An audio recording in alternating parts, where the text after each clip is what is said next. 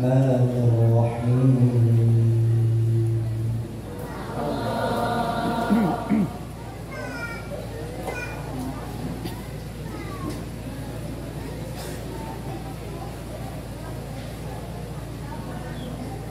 كل نفس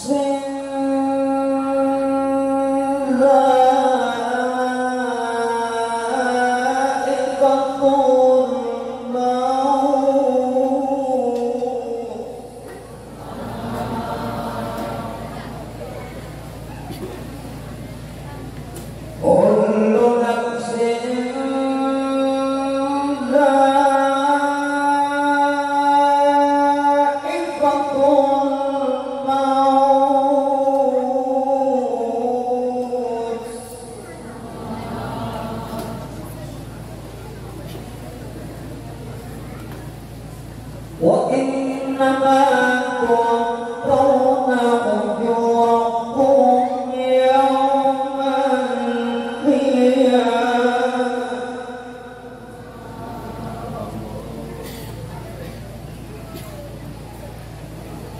فمن زحزح عن النار وأدخل الجنة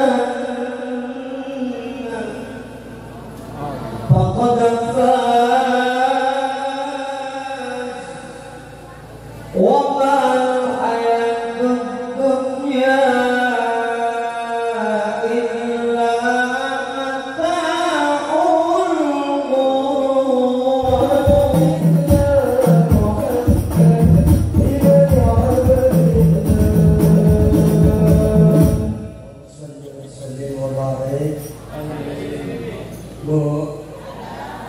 Sholat bukan cuma ibadah ritual, tetapi punya nilai yang luar biasa untuk kesehatan kita.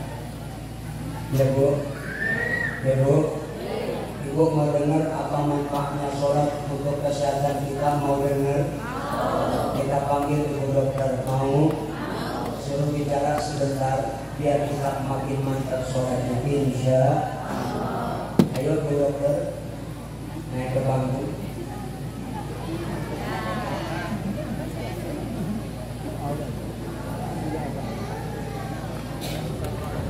Ridho Bu? Ikhlas?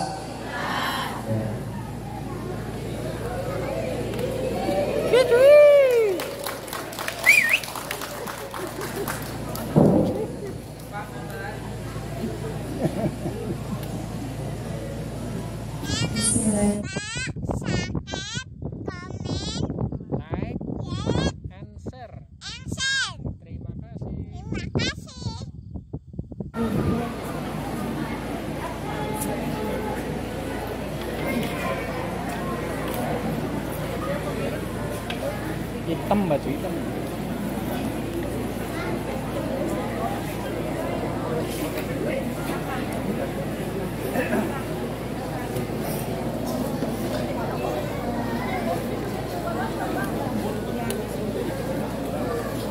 Assalamualaikum warahmatullahi Bapak Ketua Yayasan Allah Maju Bapak Kiai Jisul Azari, Kang saya hormati Bapak Ustaz, Ustazah di lingkungan jajaran pesantren Bapak.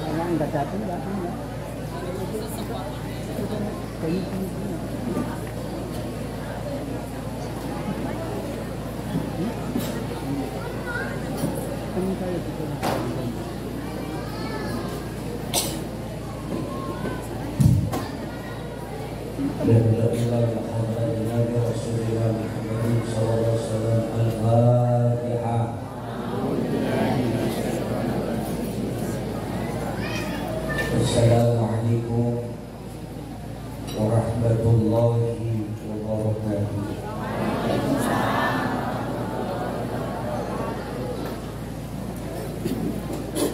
Alhamdulillah alladzi an'ama 'alaina bi ni'matil iman wal islam. Wassalatu wassalamu ala sayyidina Muhammadin asyrafil anam wa ala alihi wa ashabihi wa barakatil kiram. Amma ba'd. Rabbi shrah li sadri wa yassir li amri wahlul 'uqdatam min lisani yafqahu qawli.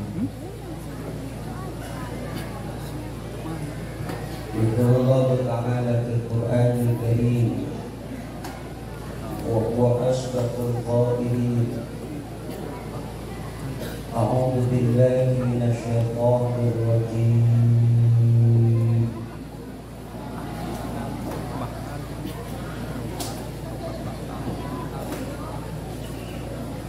Bismillahirrahmanirrahim.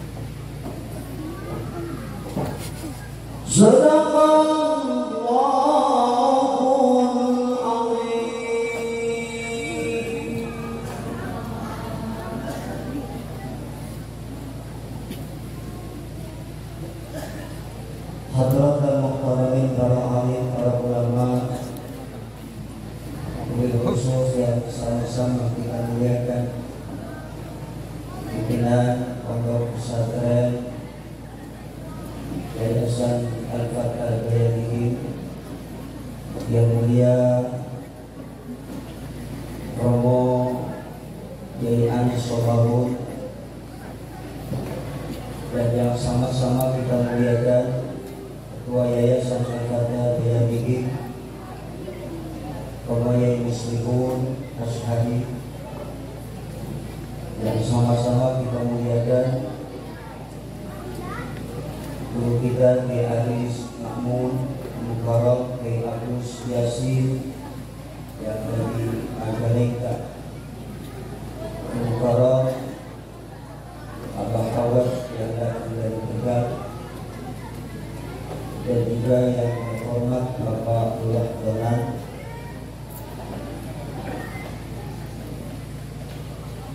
serta seluruh para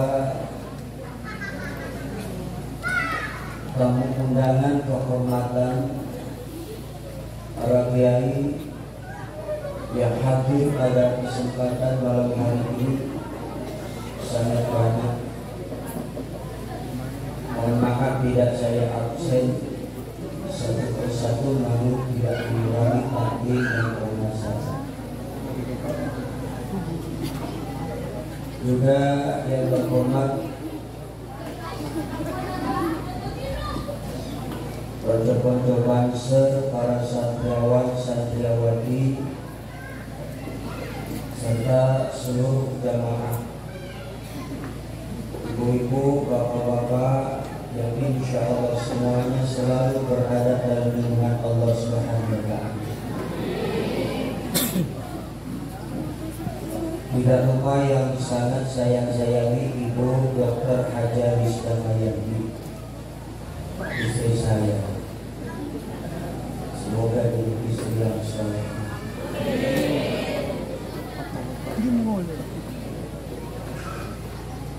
Bersyukur kepada Allah Subhanahu wa Ta'ala. Alhamdulillah, malam ini atas izin Allah dan karunia nikmat yang diberikan kepada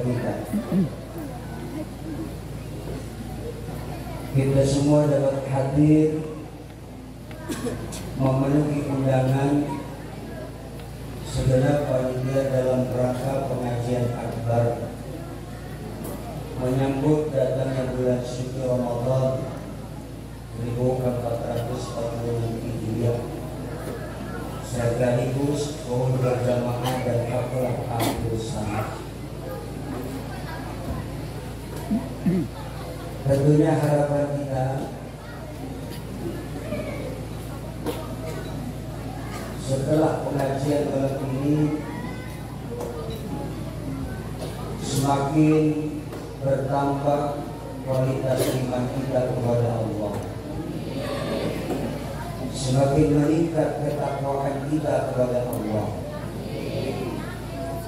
dan tentunya harapan kita selaku wali santri dan orang tua, mudah-mudahan anak-anak kita dijadikan kelak keturunan yang soleh dan soleh.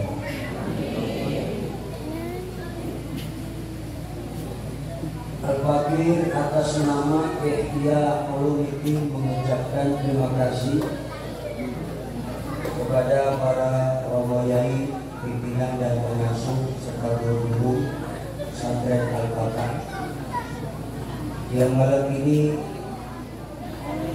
memberikan kesempatan kepada saya untuk berbicara dan mendapat kehormatan diundang. Mudah-mudahan apa-apa yang saya sampaikan ada manfaatnya, dan semoga silaturahmi kita malam ini menjadi wasilah yang akan mengantarkan umur kita semakin berkah, rezeki kita semakin bertambah, dan semoga kita semua diwafatkan Allah dalam keadaan husnul khatimah.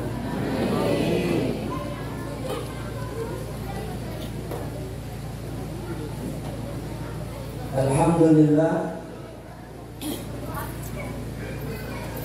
perjalanan lancar sejak tadi malam, tiba dari sore, dan nanti selesai acara pun saya pamit langsung balik ke Jakarta. Mohon doa biar selamat, dan mudah-mudahan silaturahmi kita tetap terus berkesinambungan, bukan cuma di dunia tapi sampai di akhirat. Dan tentunya saya mohon maaf, beribu maaf, malam ini saya ceramah tidak menggunakan bahasa orang Cilacap, tapi bahasa Indonesia. Ngertos Bu? Alhamdulillah. Alhamdulillah. Insya Allah mudah-mudahan kita semuanya diberikan Allah Subhanahu wa Ta'ala keistiqomahan dalam beribadah, dan mudah-mudahan kita semuanya disampaikan umur kita hingga berjumpa dengan bulan suci Ramadan. Amin Allahumma. Bu, udah siap semua? Mau kemana? Ngaji ya. Ibu puas sampai jam berapa? Sampai pagi puas? Astagfirullah. Saya nggak kuat.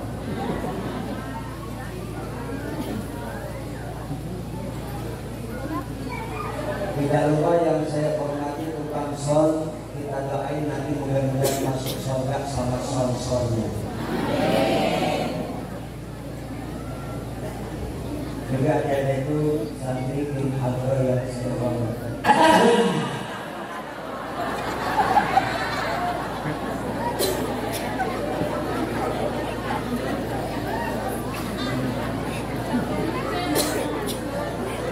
Hadirin hadirat jamaah sekalian yang saya muliakan.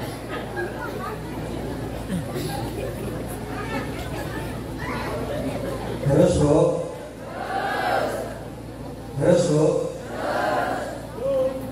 Kalau ditanya agengan terus Bu, jawabnya yang sopan. Lanjut. Terus Bu. Terus emang ibu kira saya tukang parkir sembarangan.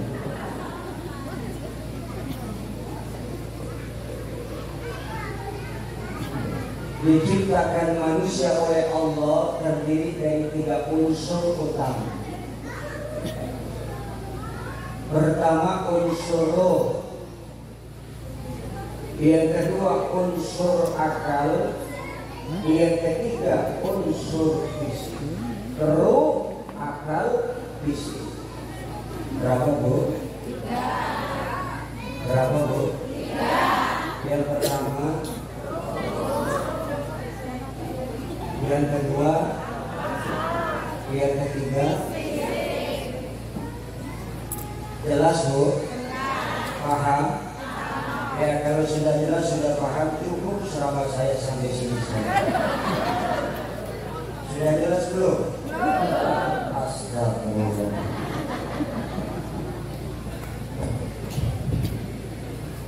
Yang pertama unsur roh. Roh itu adalah jembatan yang menghubungkan kita manusia kepada Gusti Allah. Suatu zat yang tidak dapat terlihat, tapi nuansa roh terekam dalam jiwa kita. Apa fungsi utama roh? Merasakan, meyakini, dan menghindari. Kalau roh ini sudah berpisah dari jasad, maka jasad ini tidak lagi ada harganya. Kenapa? Karena jasad ini mati. Bu, Bu, Bu,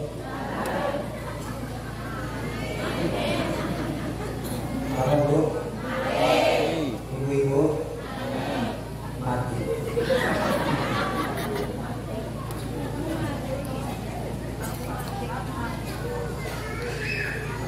Waqala rawahirama, kalau selama ini diri berhiaskan emas intan permata bermandi cahaya,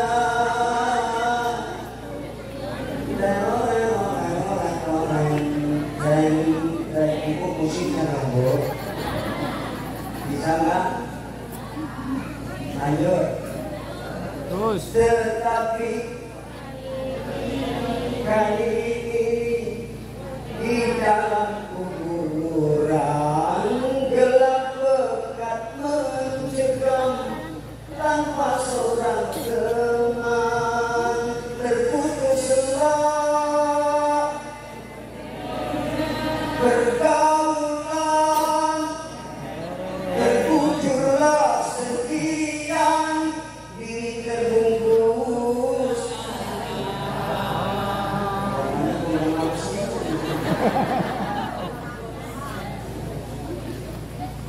Enak dulu, enak tak?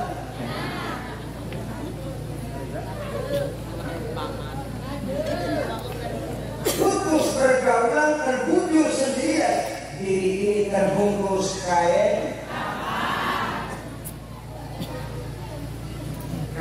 putih itu dinamain kain. Kenapa kok kain putih itu dinamain kain kafan? Kenapa? Bu, Bu, Desi? Kenapa kain putih itu dinamai kain kafan? Jawabannya karena kita tidak bakal tahu kapan kita bakal mati. Betul. Kita tidak pernah tahu kapan kita bakal mati. Makanya mati itu merupakan sebuah misteri yang dirahasiakan oleh Allah. Kenapa kau mati dirahasiakan? Supaya kita dapat berlaku istiqomah dalam beribadah. Kalau sudah mampu meraih istiqomah, maka kita akan dapat meraih ma'unah. Apa? Apa Pak? Apa Bu? Ma'unah. Apa Bu? Ada itu ma'unah kan? Ada itu ma'unah. Kalau sudah mampu berlaku istiqomah dalam ibadah, maka Allah akan berikan kita sebuah keistimewaan, dan itu bagi orang-orang yang soleh dengan istiqomahnya, maka kita dapat meraih ma'unah, pertolongan Gusti Allah. Alhamdulillah. Dari ma'unah kita lalu akan dapat meraih karomah. Itu khusus bagi para aulia. Kalau sudah mampu meraih tingkatan karomah, maka kita akan mendapatkan sebuah keistimewaan sehingga kita dapat mukasyafah. Apa Pak? Apa Bu? Mukasyafah Bu. Apa Bu? Mukasyafah. Mukasyafah Bu. Mukelu. Dari mukasyafah kita akan dapat meraih makrifat. Ada sebuah hadis kursi walaupun dhaif tapi bisa memotivasi kita. Man arafa nafsahu faqad arafa rabbah. Siapa orang yang sudah mengenal dirinya, maka dia pasti akan dapat mengenal Allah Tuhan. Siapa diri kita ini? Dari apa kita dicipta? Untuk apa kita dicipta? Dan kemana kita akan kembali? Allah Subhanahu wa ta'ala memberikan sebuah jawaban bahwa kita semua ini dicipta oleh Allah cuma dari setetes air mani yang hina. Betul? Betul?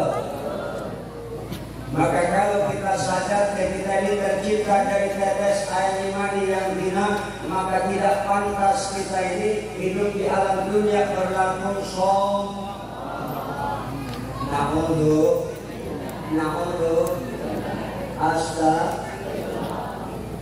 Kalau ada sifat sombong sekecil apapun di hati kita lalu kita mati, maka mati kita dalam keadaan kafir. Na'udhu. Tetapi bagaimanapun kesombongan itu mesti ada dalam diri manusia. Orang-orang yang sudah terperdaya oleh si iblis, dia merupakan pelopor utama kesombongan. Maka tidak heran di dunia ini ada orang-orang yang banyak berlaku sombong, ada penguasa yang sombong, ada pejabat yang sombong, ada orang kaya yang sombong, ada orang pintar yang sombong, ada orang yang cantik yang sombong, ada orang yang tampan yang merasa sombong, ada orang yang merasa berjasa lalu sombong, ada orang merasa ahli ibadah lalu sombong. Ada enggak? Ada enggak?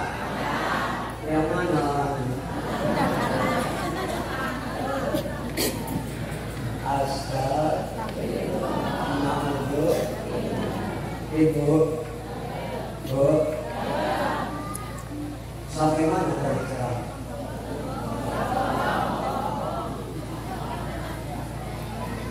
Lihat bagaimana Fir'aun dengan kesombongannya. Sampai-sampai Fir'aun itu berani berkata,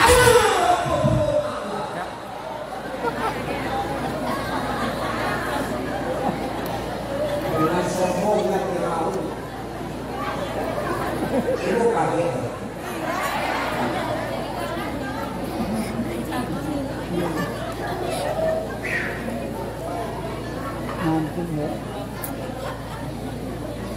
Dengan hebatnya Fir'aun bicara di hadapan rakyatnya, ana rabbukumul a'la, aku ini Tuhan kalian yang maha tinggi.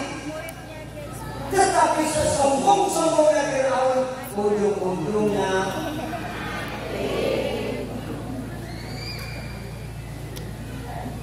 wahai manusia, jangan engkau tertipu daya oleh dunia yang fana sebagai tempat ujian bagi kita. Dunia sementara, akhirat selama-lamanya. Orang kaya mati, orang miskin mati, raja-raja mati, rakyat biasa mati, Pak Presiden mati, Bapak Raden mati, Bapak Menteri mati, tukang gali mati, Pak Gubernur mati, tukang bubur mati, Pak Insinyur mati, tukang sayur mati, wali kota mati, tukang pajak mati, Pak Bupati mati, tukang patri mati, Bapak Camat mati, tukang tomat mati, Bapak Lurah mati, Bapak Johan.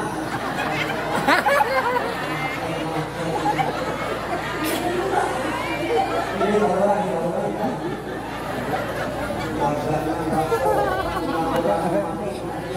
Bapak Lurah, orang lain.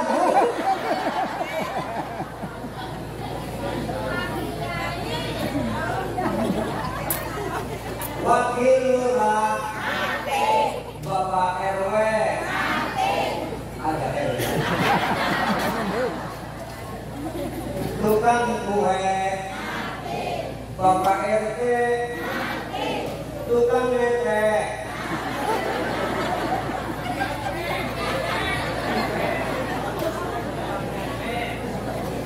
Bapak Yai, jaga tinggi, jaga aman. Jaga matinya belakang.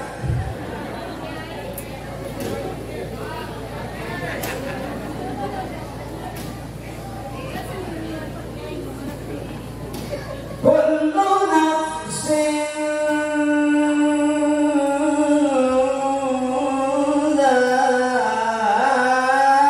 dha'iqatul maut.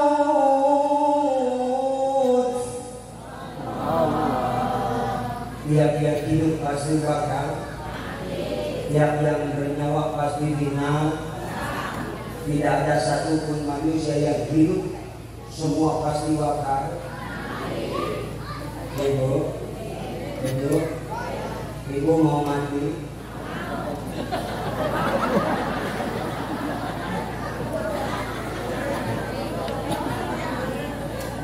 Mau tidak mau mati, siap tidak siap, berani tidak berani, semua setiap kita pasti. Saya pun semua manusia mati, dimanapun, kapanpun, semuanya pun. Karena saya tadi dengar sambutan di akhir kata-katanya pun. Maka semua kita pun pasti bakal, siapapun kita, apapun jabatan kita, apapun profesi kita, sekaya apapun kita, sealim apapun kita, pasti semua bakal mati. Mudah-mudahan nanti kita husnul khotimah. Akhir hayat kita baik. Yang terbesit dari lisan kita ini, la ilaha illallah, la ilaha illallah, la ilaha illallah. Dan nafiya lil jinsi, menafikan segala jenis. Yang mana lah model begini punya amal, inna amalnya dan sibul isma wa tarfa'ul khobar, menasabkan isim. Kalau ada mubtada'nya pasti ada khobarnya. Mana khobarnya? Makhluk tersembunyi. La ilaha ma'budun illallah illa adatul istisna. Tidak ada Tuhan yang berhak untuk disembah kecuali Gusti Allah. La ilaha illallah.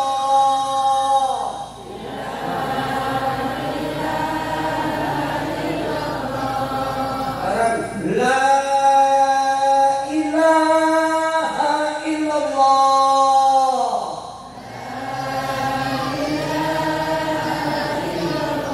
Jadi lagi la ilaha illallah.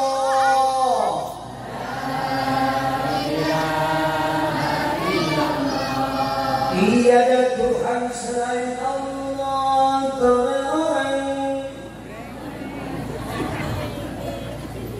Enak tuh. Enak tuh. Ibu tahu itu lagunya siapa? Nyanyi enak nggak? Bagian dari seni. Seni itu indah nggak? Indah. Mau seni apapun indah. Dangdut indah. Gamelan, gambang kromong, seni jaipong, seni lukis. Tapi sekarang seni dinodai, terutama seni dangdut. Siapa yang menodainya? Penyanyinya. Kenapa? Naik panggung, celananya ketat, roknya pendek, kakinya diangkat ke atas salon, goyangnya mati-matian, yang dibawa nonton ngapan mati-matian. Bener?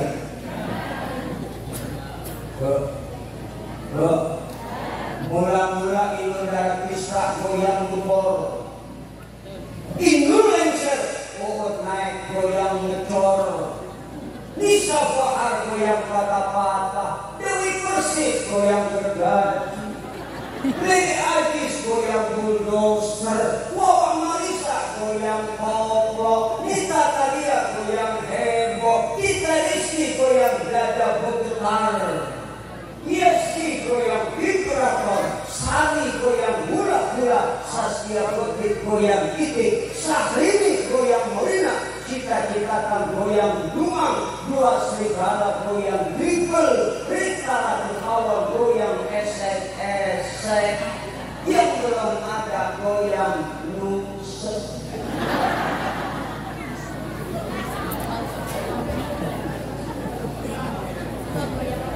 Udah mas, diam aja, gak ngomong apa-apa, dengerin aja. Saya mah apa bukan berarti nonton, ngapalin.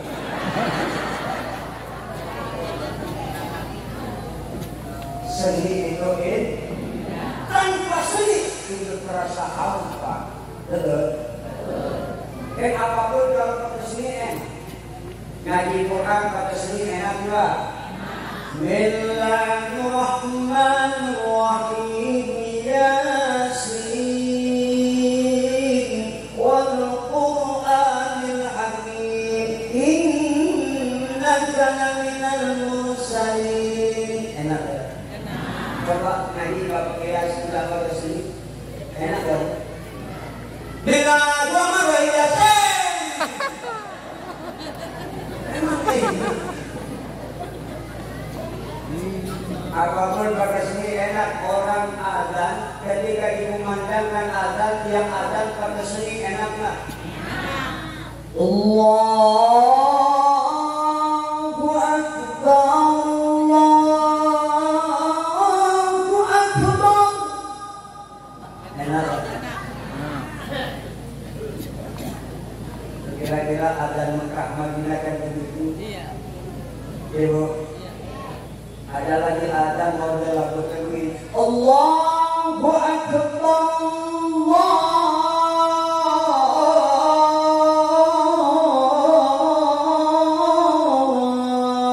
Akbar.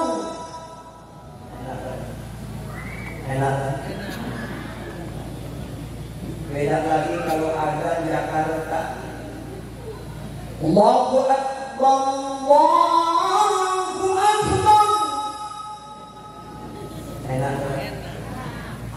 Ada model yang begini.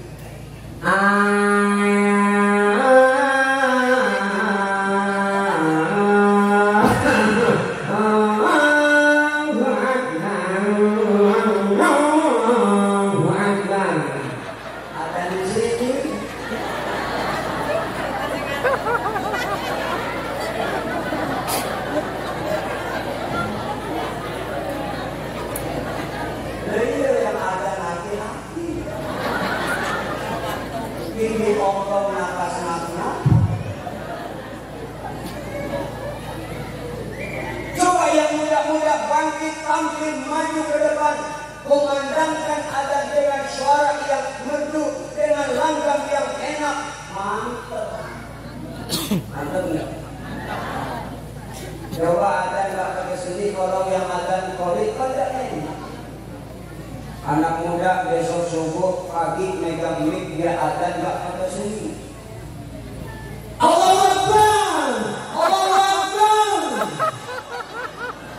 Orang sekampung bangun datang ke masjid bukan cuma pengen sholat, cuma pengen tahu yang ada siapa.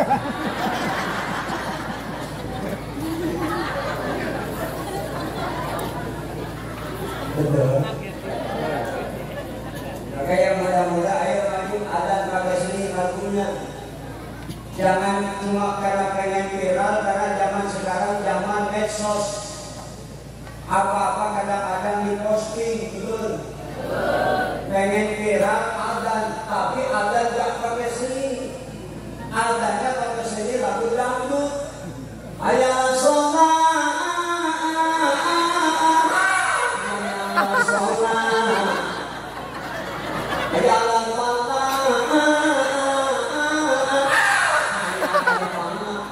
Allahu Akbar, la ilaha illallah. Brengsek banget.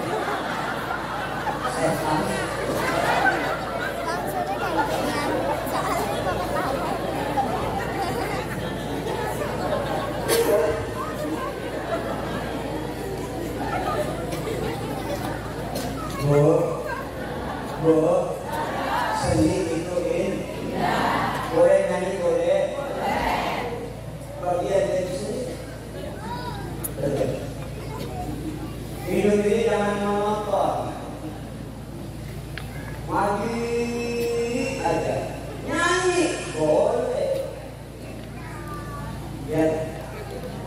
Ada waktunya. Suami lagi makan, nggak boleh dinyanyiin. Yang pantas dinyanyiin.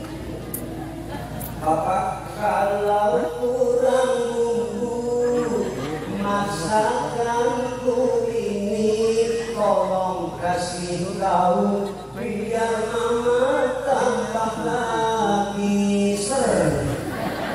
Pantas lagi makan dinyanyiin. Jangan suami lagi makan dinyanyiin. Kita menganjurkan Yasin.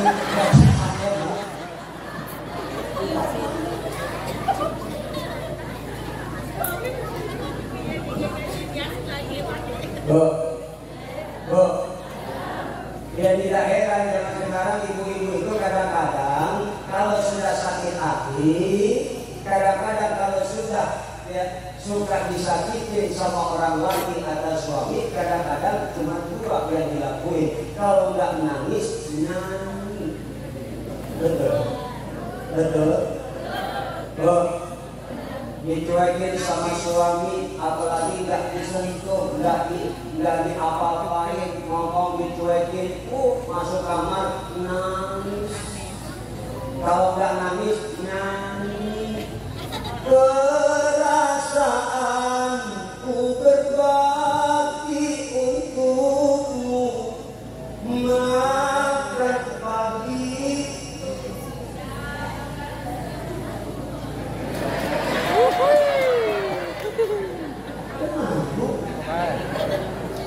Mati atau bilang berat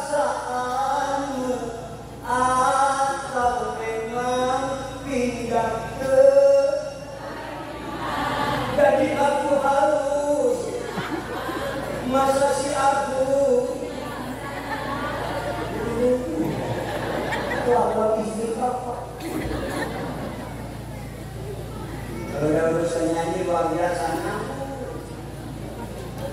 Bu, enak gak bisa nyanyi? Tapi lebih enak mana? Nyanyi apa ngaji? Lebih enak mana? Nyanyi apa ngaji? Ngaji. Tapi lebih suka mana? Nyanyi apa ngaji? Habis maghrib lebih suka nonton TV apa ngaji?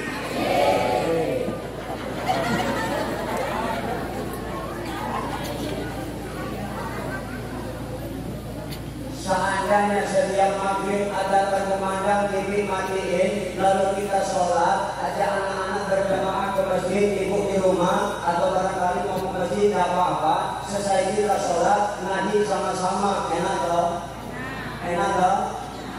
Suami baca Al-Quran, Bismillahirrahmanirrahim. Innal ladzina qalu rabbuna Allah thumma istaqamu tatanazzalu alaihimul malaikatu alla takhafu wa la tahzanu wa abshiru bil jannati allati kuntum tu'adun. Istrinya pun ikut mengaji. Bismillahirrahmanirrahim. Tabarakalladzi biyadihi wa huwa ala luar biasa. Kita ngaji karena suaminya juga ngaji. Alhamdulillah. Anak-anak juga ikut ngaji. Dengar bapak ngaji, ibu ngaji, anak pun pasti mau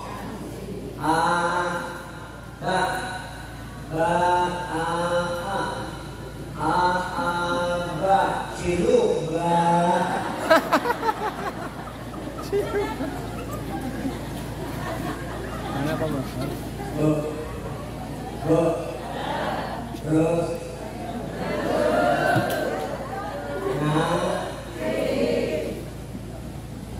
ketertinggalan dan kemerosotan umat Islam tidak terlepas karena faktor internal umat Islam itu sendiri. Di samping konspirasi eksternal yang telah banyak menenggelamkan umat ini dalam keterpurukan, realita umat Islam sekarang, mereka betul-betul telah jauh dari Al-Quran dan Sunnah. Betul. Bahkan Islam menjadi asing bagi umatnya sendiri. Padahal Allah sudah jelaskan bahwa dengan Al-Quran Allah pernah mengangkat derajat satu kaum, dan dengan Al-Quran Allah pernah menghinakan derajat satu kaum. Mudah-mudahan Allah angkat derajat kita dengan Quran. Amin. Anak-anak kita yang mondok di sini, belajar di sini, mereka bisa sholat, mereka bisa membaca Quran, mereka bisa takbir, mereka ngerti ilmu agama dan berbagai disiplin ilmu yang lain. Itu kelak anak yang soleh nanti jadi syafaat buat kita orang tua ketika kita sudah anak yang les bahasa Inggris bisa lancar, nggak manfaat nanti ibu mati. Betul.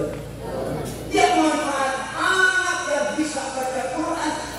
Ketika bapak mati, ibu mati, anak soleh ngerti agama, dia jaga ibu kita yang berdoa kepada Allah, kirim Fatihah. Itu anak yang bisa kasih syafaat buat kita orang tua. Ketika kita mati, datang dua malaikat, yang satu bertanya,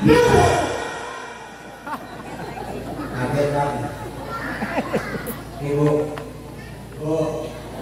ketika pertanyaan malaikat munkar kepada kita, seandainya ada orang yang gak sanggup menjawab, maka malaikat nakir yang akan menyiksa kita.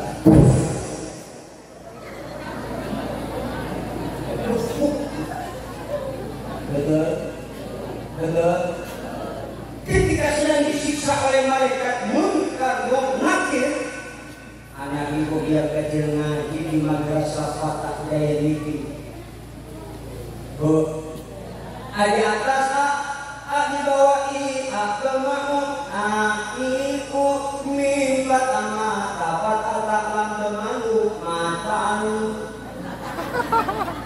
bapak lan demalu babelu. Itu anak yang sedang ngaji jangan Quran berjumlah alif-alifan sudah bisa memberi syafaat mengangkat sisa kedua orang tua di alam barzakh. Alhamdulillah.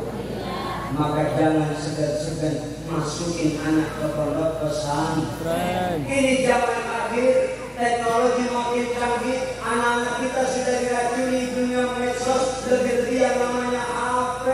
Teknologi yang luar biasa yang diciptakan oleh orang Yahudi, semua ada dalam HP. Betul. TV ada dalam HP, radio musik ada dalam HP, jam ada dalam HP, semua ada di dalam HP, laptop ada di HP, komputer ada di HP. Kalau dipegang di tangan orang yang beriman, selamat. Tapi kalau HP berada di tangan orang yang salah dan tidak punya iman, HP hanya akan jadi mudah. Betul. Makanya HP kadang-kadang bisa jadi namanya setan gepek.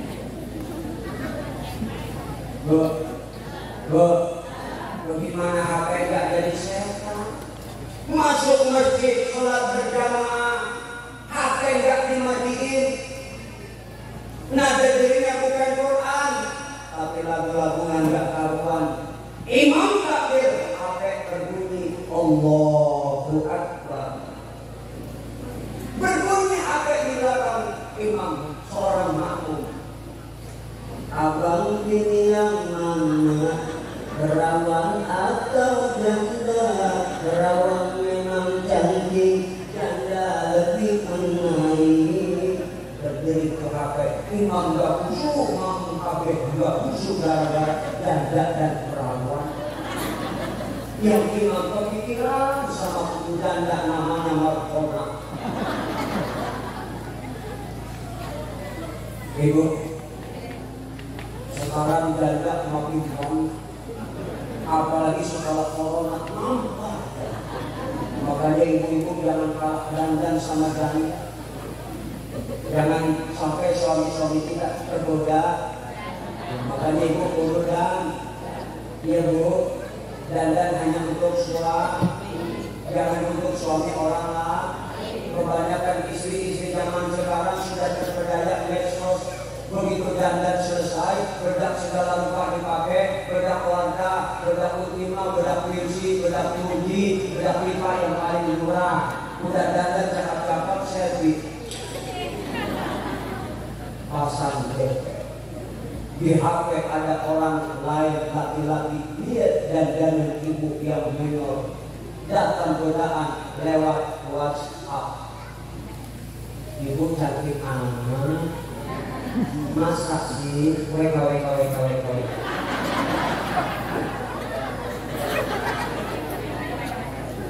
Datang godaan saya, berapa banyak gara-gara HP suami istri cerai gara-gara seling.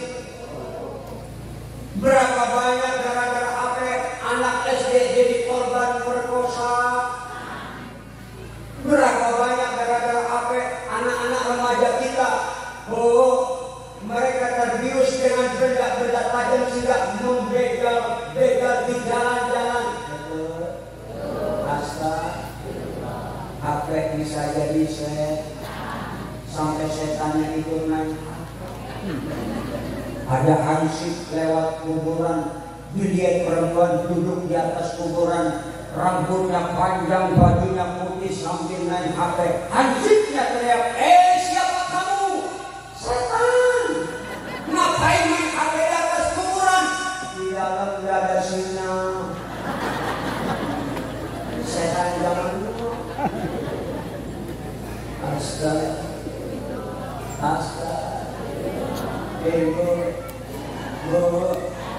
Selamatin anak-anak kita dari permainan game GH. Ini sudah racun dan virus yang mematikan iman dan akidah. Belum lagi dampak negatif radiasi HP. Anak yang sudah kerajinan HP, otaknya rusak, bisa muncul tingkat emosi yang tinggi. Disuruh emak gak mau, dipanggil gak nyaut gara-gara dikit-dikit kemana-mana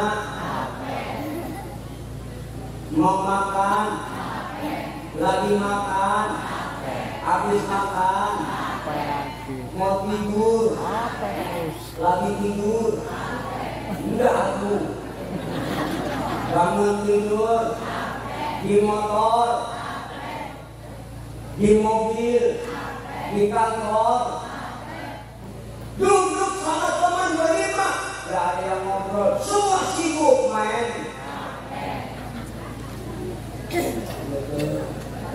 Betul. Kalau ada di kalangan orang beriman, ibu mau baca Quran, bangunnya wudu, buka HP, ada nggak di HP Android Al-Quran? Ada nggak? Nggak Al-Quran, buka HP baca. Bismillahirrahmanirrahim. Ya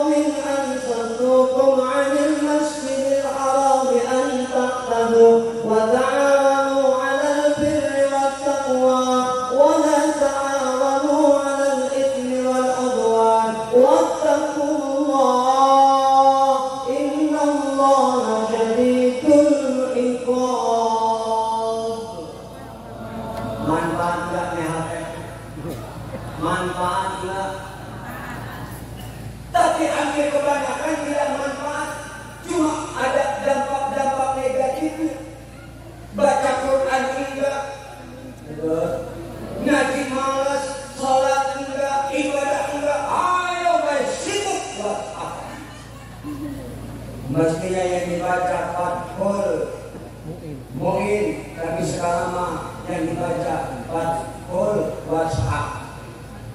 Betul, betul. Rusak anak-anak kita pergaulannya gara-gara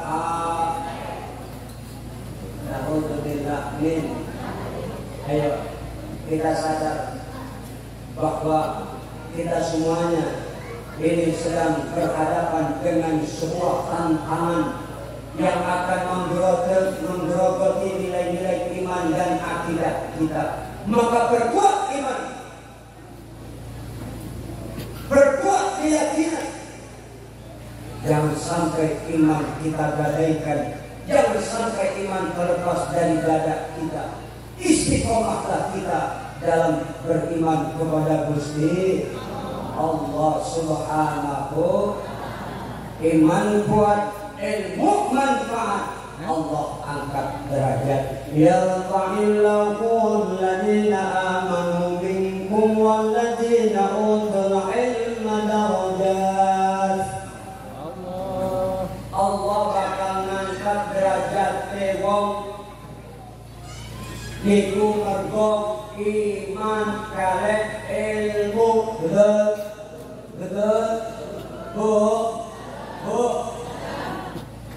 Mudah-mudahan Allah angkat derajat kita. Wong pinter niku iso jadi bupati, iso jadi camat, betul gak? Betul gak? Mudah-mudahan insya Allah pulang dari sini ilmu kita nambah, ilmu yang manfaat jadi barokah, Hidup yang penting suami gajinya sebulan 10 juta, halal berkah, nikmat dimakan. Punya suami walaupun ngojek, pulang ngojek dapat 8 juta, berkah halal, nikmat. Assalamualaikum ayam, waalaikumsalam. Ini ayam 8 juta, masya Allah. Mas ngojek dulu, motor mana? Ini Tuhan. Pantes kan?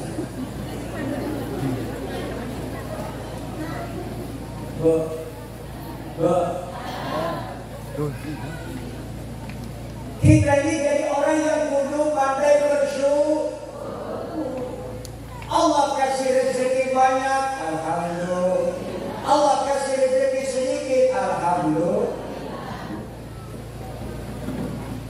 Jadi kita orang-orang yang bersyukur.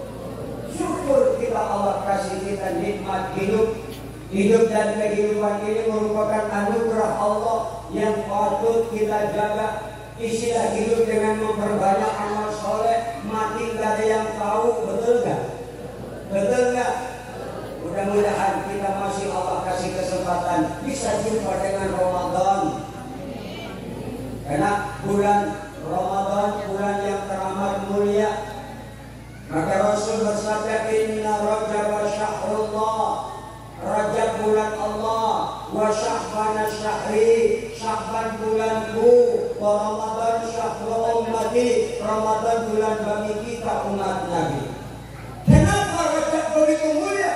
Ada satu peristiwa yang amat luar biasa, Isra dan inti dari Isra turunnya perintah sholat itu ada dua bagian, ada sholat syariat, ada sholat hakikat. Apa sholat syariat? Yang sempurna dan lengkap dengan rukun dan syarat sahnya sholat. Berapa syarat sahnya sholat?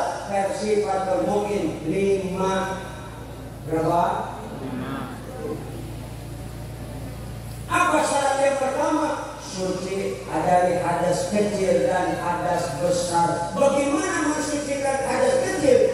Wudu. Bagaimana mensucikan hadas besar? Harus.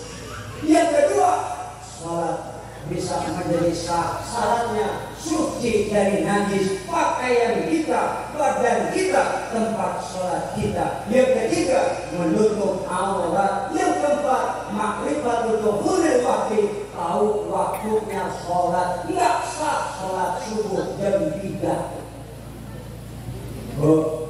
Yang kelima, wajhi wajhaka syatral masjidil haram, menghadap kiblat. Kalau ini sudah lengkap rukunnya sholat yang kita dirikan, maka nanti kita akan memperoleh derajat yang tinggi, bisa meraih tingkatan sholat hakikat. Dan kalau sudah mampu meraih sholat tingkatan hakikat, kata Imam Ibnu Athaillah dalam kitabnya, orang yang sholatnya sudah mencapai tingkatan hakikat, maka akan mendapatkan 6 kemuliaan. Apa yang pertama dari sholat itu? Maka akan bisa mensucikan hati, tuhratun lil qulub, dapat mensucikan hati. Sholat yang benar rukun dan syaratnya, maka akan dapat mensucikan hati. Orang yang sholatnya benar, hatinya bersih, tidak ada penyakit-penyakit. Kadang-kadang sholat masolat dengki, kadang-kadang sholat masolat tapi iri, kadang-kadang sholat masolat tapi suka korupsi, sholat masolat tapi suka nipu, sholat masolat tapi suka maksiat, sholat masolat tapi suka gibah, ngomong-ngomongin wong. Betul, betul. Lagi ngaji pun kadang-kadang ngomongin teman ngaji. Bu Haji, dia tuh yang dikodokan hubungan sama baju nggak nyambung. Kadang-kadang gurunya sendiri penceramah datang bikin maulid tabligh akbar, naik panggung yang ceramah badannya gembrot, ada yang berapa ngomongin. Boda apa biji itu yang ceramah kumpul mungkin kebanyakan makan berkah. Kopi naik ceramah ke panggung yang ceramah badannya kurus, ngomong lagi wajib yang ceramah kurus ya mungkin tekanan batin dirinya galak. Ada yang sudah ngomong begitu ada nggak di sini ada? Astaga.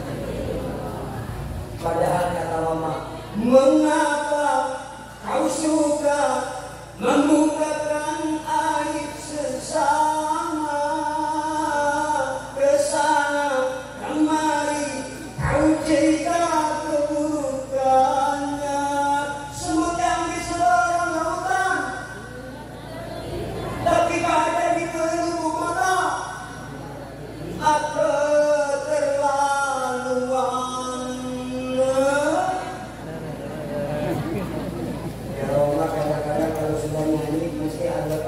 Tapi enak ya namanya beda ibu-ibu mencret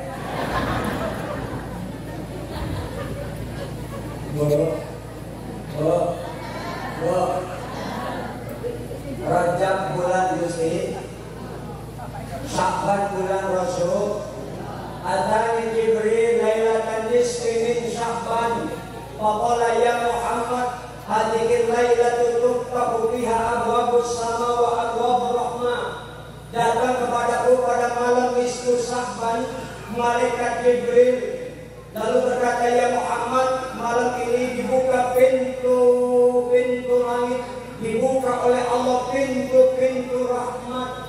Faqum wa shalli warfa ra'saka wa yadika ila sama. Ya Muhammad bangun, angkat kepalamu, angkat kedua tanganmu ke langit.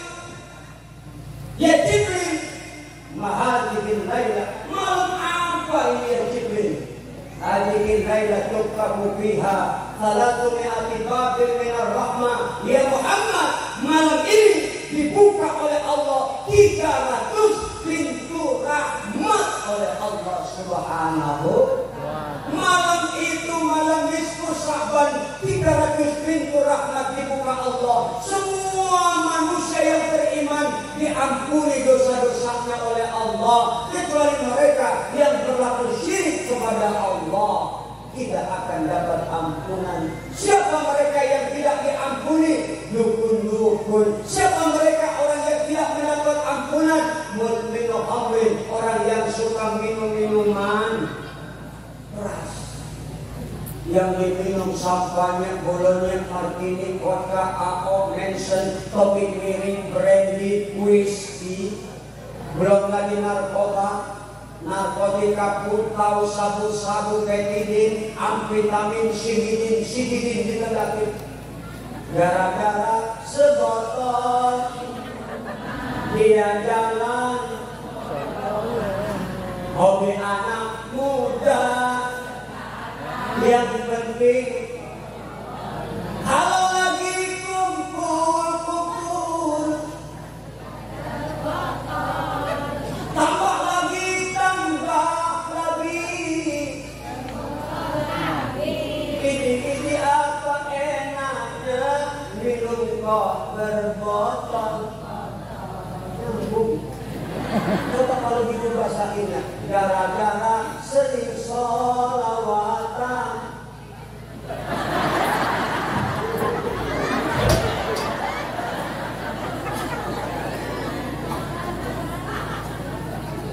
Wah, hafal tadi? Kenapa jadi saya nggak hafal? Gara-gara sering sholawatan, hidup tenang tanpa beban. Enak orang sholat. Ibadah kita yang lain belum tentu nyampe, tapi sholawat kita udah pasti nyampe. Niat sholawatnya sombong nyampe, nggak pakai guru nyampe, dapat sholawatnya dari buku nyampe. Bu, indahnya sholat. Kenapa kok nyampe? Bahjatul wasail bisarhi masail menjelaskan li'anna sholat ala nabi nusul ilallah min ghairi syai'. Sesungguhnya sholawat kepada Nabi nyampe tanpa bimbingan guru, tanpa bimbingan mursyid. Kenapa? Karena Allah memandang kemuliaan Rasul. Biar salawat yuk. Mau nggak? Mau nggak? Ayo kita baca salawat. Pukul. Anaknya. Ya Rasulullah.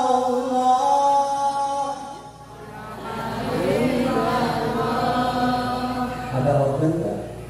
Ya Rasulullah. Ya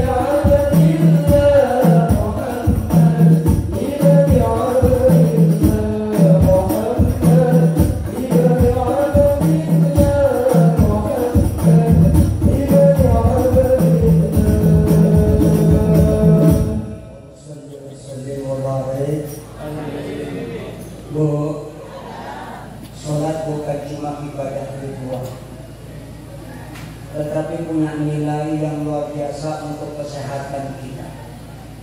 Ya Bu, ya Bu, Ibu mau dengar apa manfaatnya sholat untuk kesehatan kita? Mau dengar? Kita panggil Ibu dokter, mau? Suruh bicara sebentar biar kita makin mantap sholatnya. Insya Allah. Ayo Bu dokter, naik ke bangku.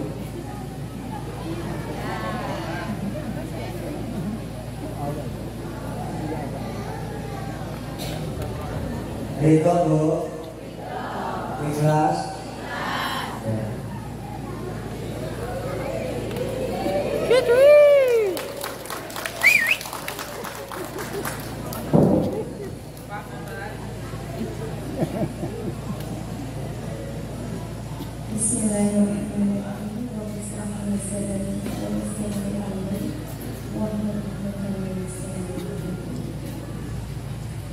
Assalamualaikum warahmatullahi wabarakatuh. Maaf sebelumnya, bukannya saya mau menggurui yang lebih alim, yang lebih sepuh. Maaf abang-abang. Tapi di sini insya Allah mau berbagi sedikit, ya insya Allah manfaat. Di sini kita semuanya insya Allah salah semua ya. Di sini juga pasti kita hari-hari berdoa, Robbi habli minas sholihin, pengen dikasih anak yang saleh. Itu doa, ya nggak Bu? Ikhtiarnya apa? Karena doa dan ikhtiar nggak boleh dipisah. Ikhtiarnya ngajarin dan ngajak anak kita untuk sholat. Kenapa? Maaf sebelumnya kalau yang direkam jangan difoto karena saya anti medsos, ya. Didengerin aja, ya. Al ilmu fisudur, ya. Jadi nggak perlu direkam, nggak perlu diupload,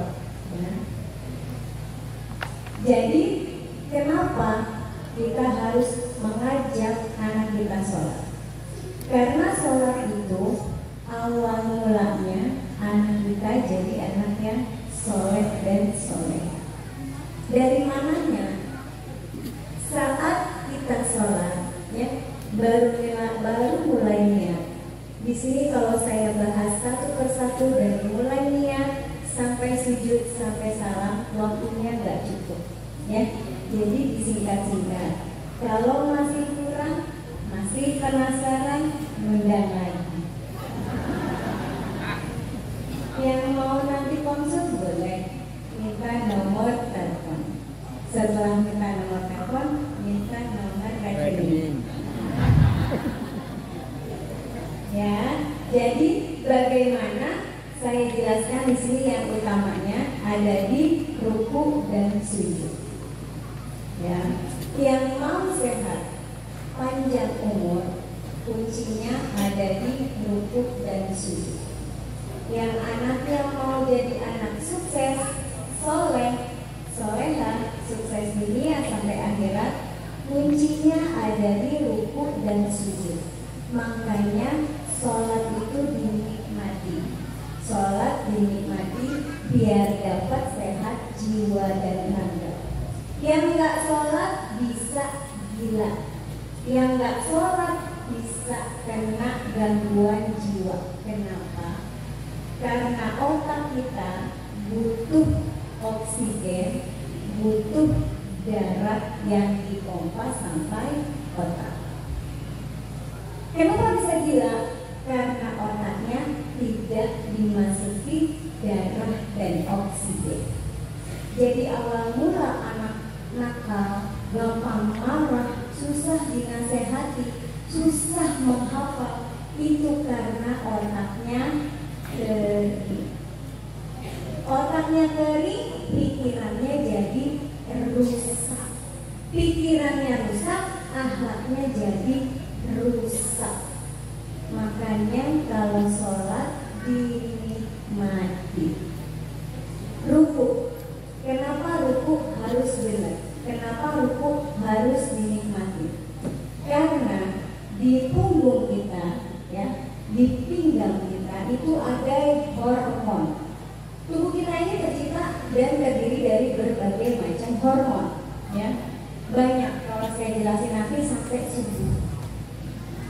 Jadi kalau kita rukunya nggak benar, kalau kita rukunya tidak lurus, maka hormon kita itu nggak akan lancar. Apa yang terjadi kalau hormon nggak lancar? Jadi gampang marah, jadi gampang emosional, gampang tersinggung, gampang kesel, gampang sedih, gampang nangis, gampang curhat. Ibu-ibu yang gampang curhat berarti rukunya belum benar. Kenapa ruku juga harus benar? Nah, ini manfaatnya buat kita perempuan terutama, ya. Perempuan itu paling sering kena penyakit infeksi saluran kencing. Ya apa iya? Panas ya enggak? Pipisnya juga sakit, perutnya sakit. Itu katanya turun berok, adalah infeksi saluran kencing. Jadi kalau rukunya benar, itu bakteri yang ada di saluran kencing mati. Masya Allah. Itu kalau untuk kita perempuan. Kalau untuk bapak-bapak, nasihatnya mencegah kanker prostat. Masya Allah. Kalau untuk anak-anak juga jadi cerdas. Untuk yang punya sakit lambung jadi sehat. Yang punya masalah ginjal sehat. Masya Allah. Setelah ruku kita sujud. Nah, jantung yang mau sehat juga harus benar sujudnya. Ya, jantung sama kepala tinggian mana posisinya? Tinggian kepala. Jadi kalau jantung yang sudah mulai menua, kurang sehat, kurang olahraga, kurang makanan yang sehat, maka jantung nggak kuat memompa darah ke otak. Jadi harus dibikin jantung lebih tinggi posisinya daripada kepala. Posisi sujud bikin jantung sempurna lebih rendah dari kepala. Jadi jantung lebih leluasa memompa darah dan oksigen ke otak. Jadi yang mau nggak kena stroke, sujudnya dibenerin. Yang sudah terlanjur stroke, sujudnya dilamain. Paham? Insya Allah paham. Asal mulanya stroke, sakit kepala, vertigo, muter-muter. Kenapa kepala sering sakit? Karena ada penyumbatan pembuluh darah ke otak. Kenapa? Karena sujudnya buru-buru. Jantung belum sempurna memompa, sudah audio duduk. Nah, jantung darahnya belum sampai otak, udah duduk lagi. Nah, belum sempurna lagi sampai ke jantung, darahnya udah sujud lagi. Sudah audio duduk, belum duduk, udah berdiri. Makanya ada banyak kejadian setelah sujud berdiri orang jatuh. Stroke kenapa? Karena pecahnya pembuluh darah. Yang mau sehat jasmani dan rohani, panjang umurnya, sholatnya harus benar. Perbaiki sholatmu, Allah akan memperbaiki hidupmu. Mau tahu contoh yang sehat sholatnya itu benar? Lihat kiai yang sepuh-sepuh, sudah pasti sholatnya benar. Karena sholat yang benar dijamin panjang umur. Kenapa? Subhanallah. Jadi saat kita sholat, di situ banyak yang namanya keluar makharijul huruf, ya. Banyak yang keluar yang namanya tajwid. Salah satunya huruf hamas. Sudah paham pasti karena di sini santri ya. Huruf hamas itu jangan salah. Setiap kita mengeluarkan huruf hamas, makharijul hurufnya benar, itu mengeluarkan karbon dioksida, mengeluarkan racun.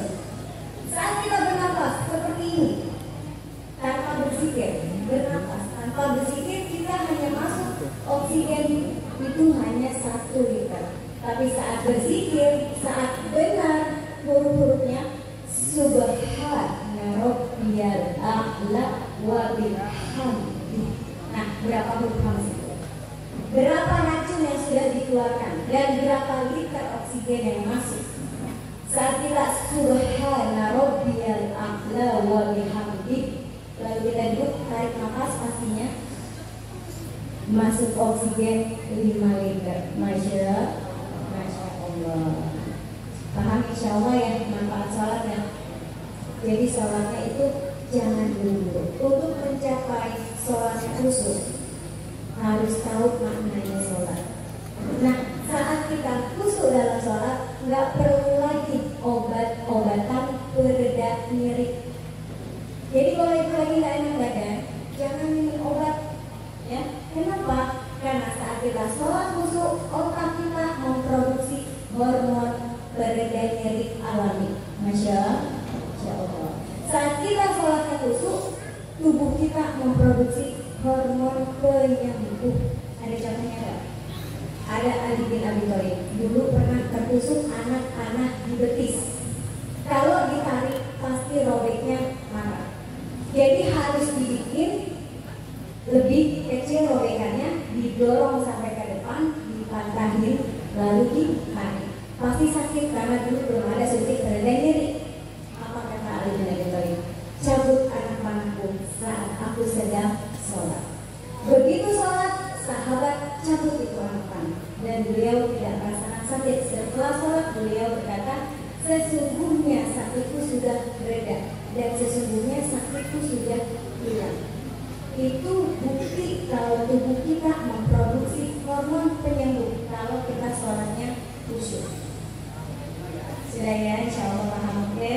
Nah, sekarang kita mau diagnosa telapak tangan 100% akurat seperti medical check-up. Ini bukan ilmu menerawang karena saya bukan SAG, sarjana alam goib. Ayo lihat yang mau tahu kesehatan bagian dalamnya.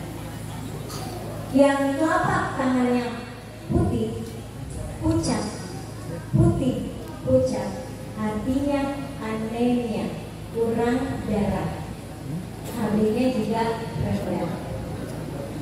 Yang kedua, yang telapak tangannya merah, kecuali bentamo, karena pasti merah karena nabung-nabung. Ya. Yang telapak tangannya merah artinya kolesterol.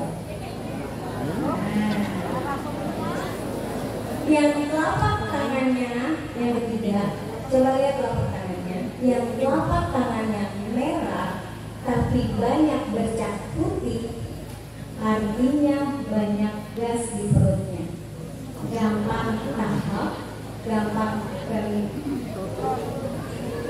masuk angin. Nggak apa-apa masuk angin daripada masuk Kristen.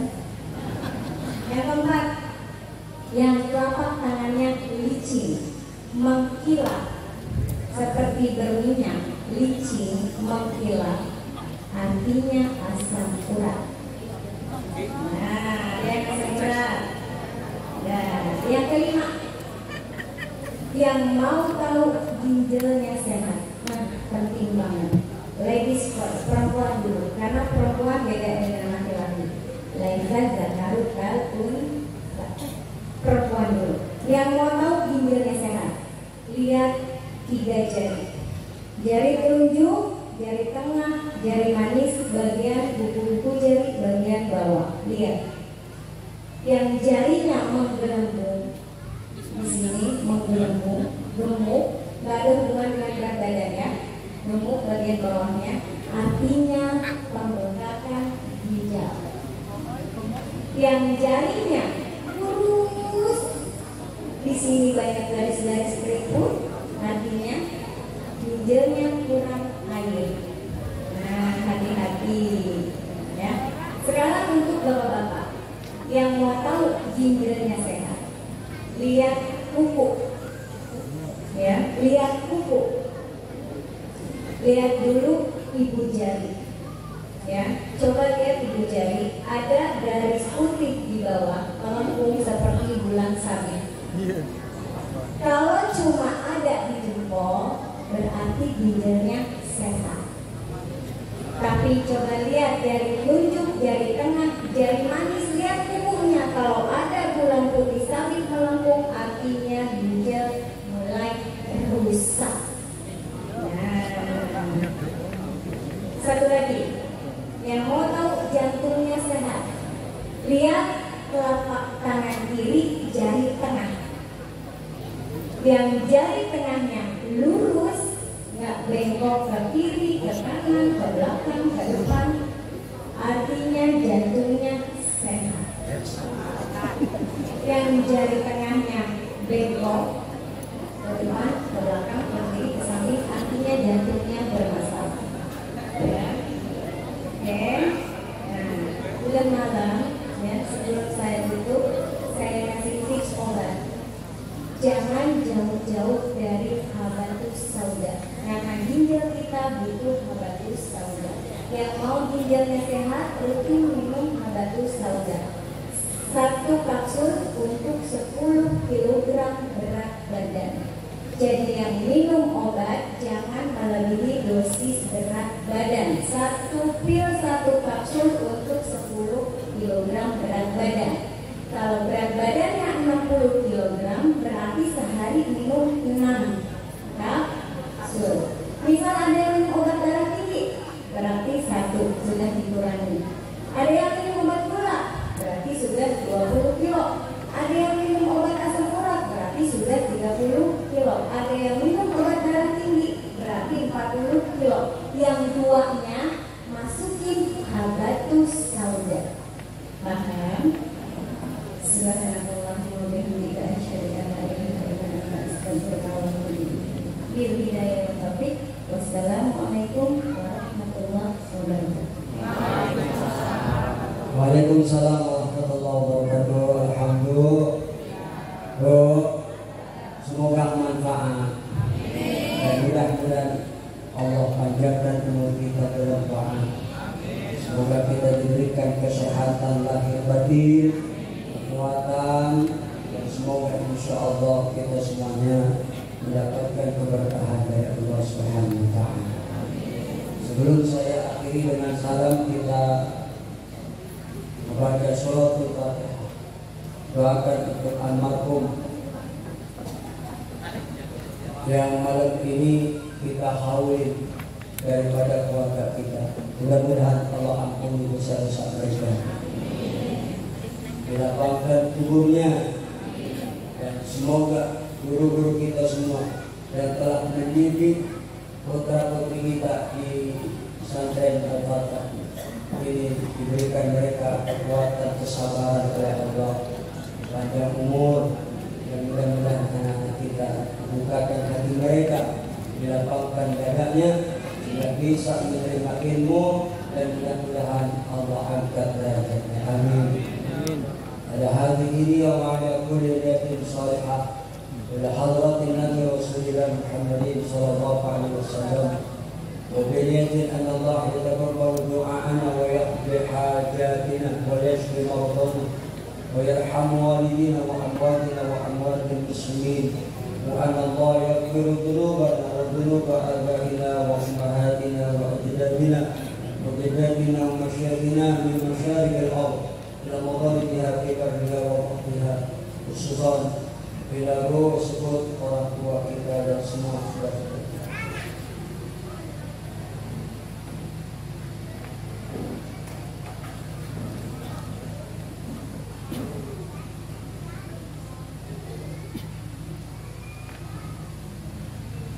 وإلى أرواح جميع أهل القبور من المسلمين والمسلمات والمؤمنين والمؤمنات بأن الله يتغشاهم بالرحمة والمغفرة، واغفر لهم وارحمهم وعافهم واعف عنهم وأكرم نزلهم.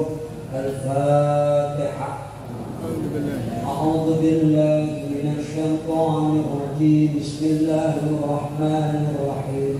الحمد لله رب العالمين الرحمن الرحيم مالك يوم الدين إياك نعبد وإياك نستعين اهدنا الصراط المستقيم صراط الذين أنعمت عليهم غير المغضوب عليهم ولا الضالين.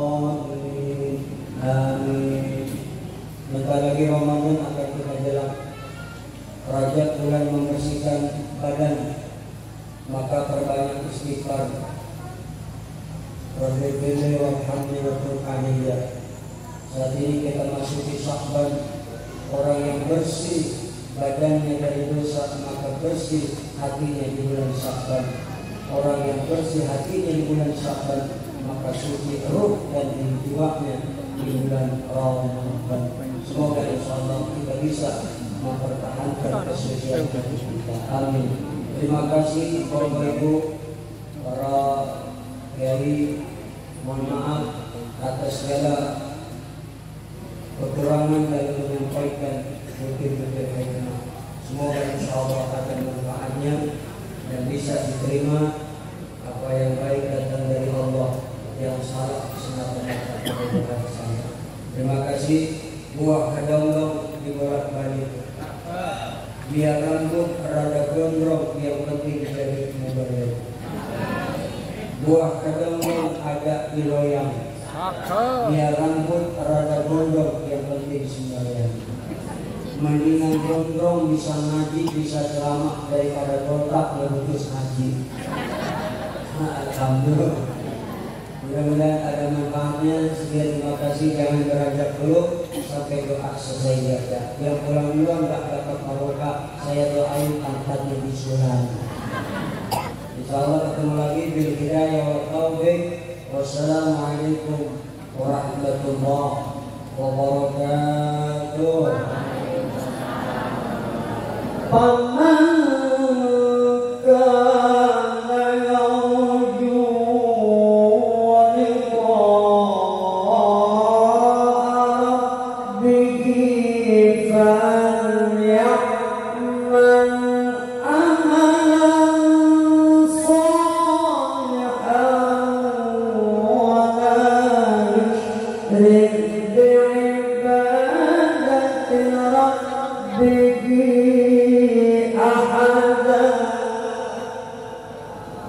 Sadaqallahul azim.